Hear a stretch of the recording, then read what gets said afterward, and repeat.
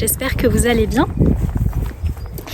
Aujourd'hui, nous sommes samedi et comme pour moi le week-end est gâché si je fais pas au moins une randonnée ou une balade, et bien c'est ce qu'on va faire aujourd'hui. On va se promener dans le Vaucluse. Ils avaient annoncé de la pluie, mais comme vous pouvez le constater, ils se sont trompés. Donc je vais vous montrer tout ça. La randonnée qu'on va essayer de faire aujourd'hui, c'est celle-ci, Gorge et Moulin de la Véroncle, 2h45, 9 km. Excusez mon guide, il est tombé dans une rivière, donc il est un peu abîmé, mais il sert quand même.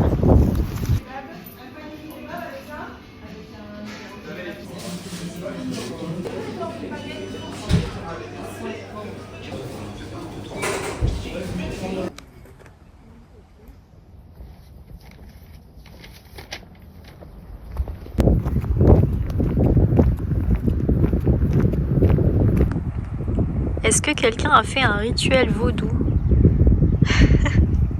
C'est bizarre.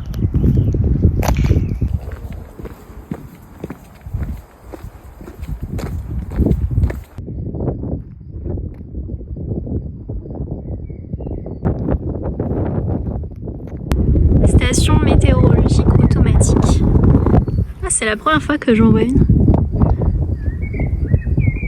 J'y connais rien, mais j'imagine que parmi les trois, il doit y en avoir une qui doit servir à récupérer l'eau, la pluie, une autre pour peut-être un thermomètre.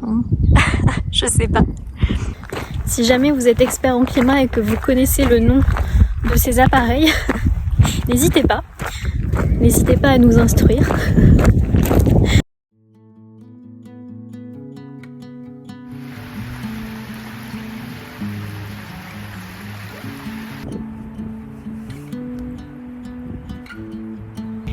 Pause pique-nique, de quoi faire des sandwichs et petit dessert.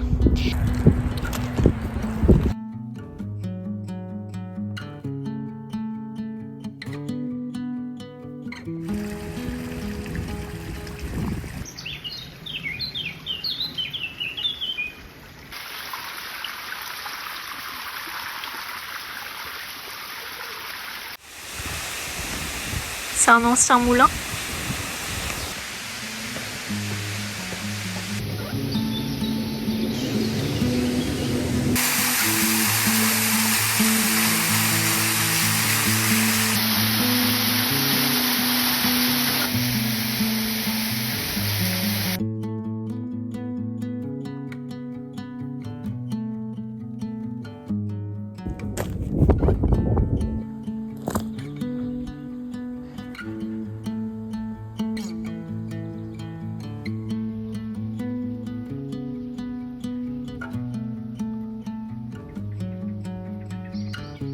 Je connais pas du tout le nom de ces petites fleurs, mais je trouve ça trop mignon. Des petites boules bleues.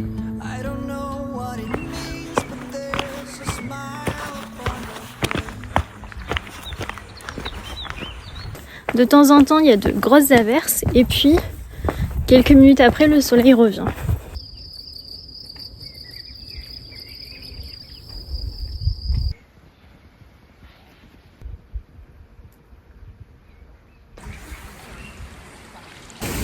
On se promène dans les bois, comme dans la chanson. Vous connaissez la chanson? Promenons-nous dans les bois, pendant que le loup n'y est pas. Si le loup y était, il nous mangerait. Bon, j'arrête, sinon il va pleuvoir.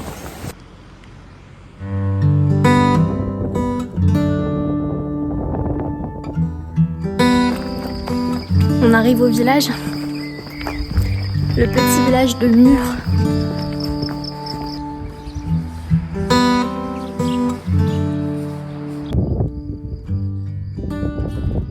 Le village est joli, mais c'est vide. J'ose même pas parler.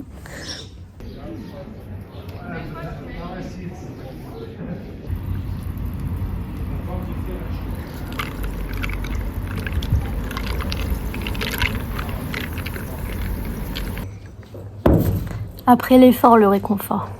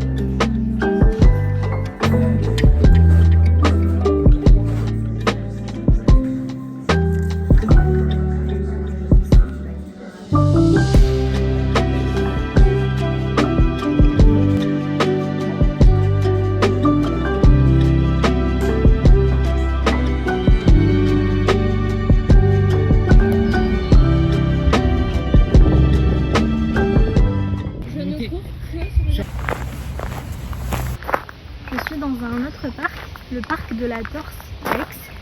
C'est un parc que j'aime beaucoup. J'avais l'habitude de venir courir ici le soir quand j'avais un appartement à côté. Je vais chercher un endroit qu'on puisse se poser.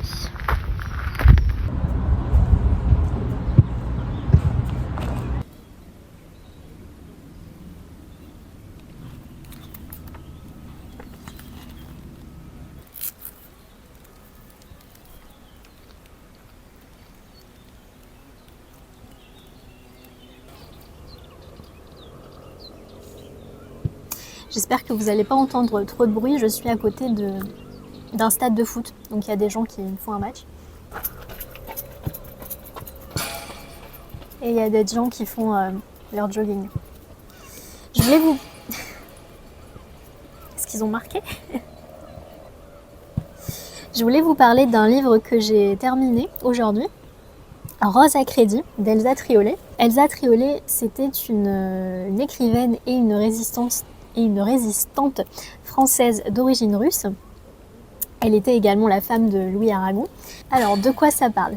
C'est l'histoire de Martine, une jeune fille très belle qui grandit dans un environnement très pauvre.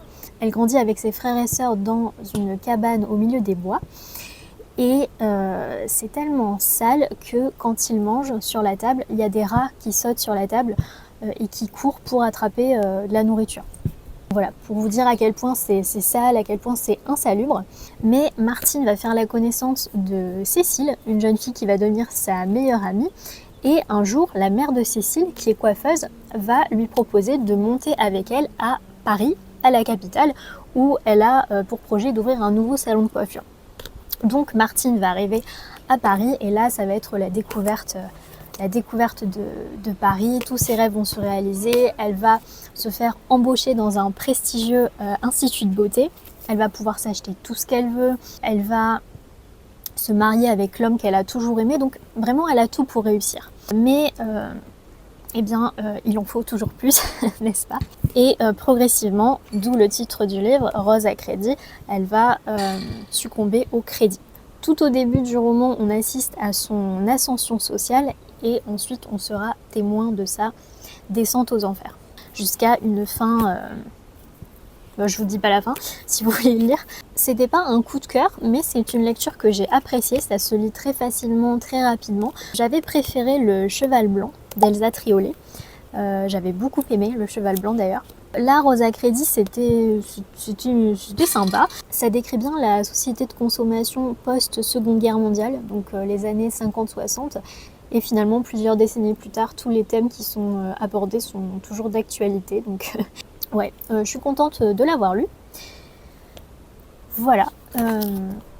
Encore une fois, j'ai failli oublier la conclusion de cette vidéo, donc je vous fais un petit coucou. La semaine prochaine, si tout se passe bien, je serai normalement dans une autre ville. J'espère avoir une journée pour pouvoir partager ça avec vous. Merci d'avoir regardé cette vidéo. Vous pouvez, si vous le souhaitez, bien entendu, vous abonner pour me soutenir. Prenez bien soin de vous et de vos proches. Et à bientôt. Salut!